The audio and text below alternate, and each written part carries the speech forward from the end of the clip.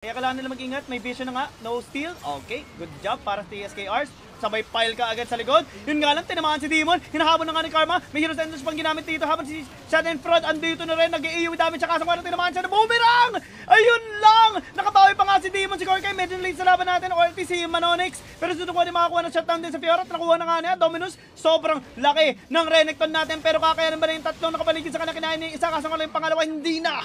For UXP. Naku, pumasok ka lang dito si Manonix. Yari ata. Sinipa ni Karma. Lahat tinamaan. Megil for the bomb. Ayun, napasabog!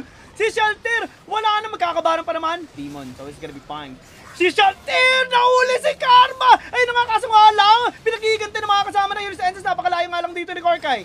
Now they walk away. 4 vs 4. Both junglers are dead. Pero pumasok dito si Schadenfreude. Gusto pa ka maka-burst. Makakuha ba? Na-repost! And na-cancel. Patay ka! Labaw na buhay pa rin. Trinelap is gonna be taken down as well. And now the SKR!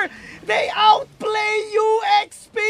Ito na nga si Korkai. Sinusubukan mag-gumawa ng pangarap dito. Kaso nga masyadong kulang na. Si Manonix, mayayari pa. Hinapon na dito na Demon. And that's gonna be the ace and TSKR!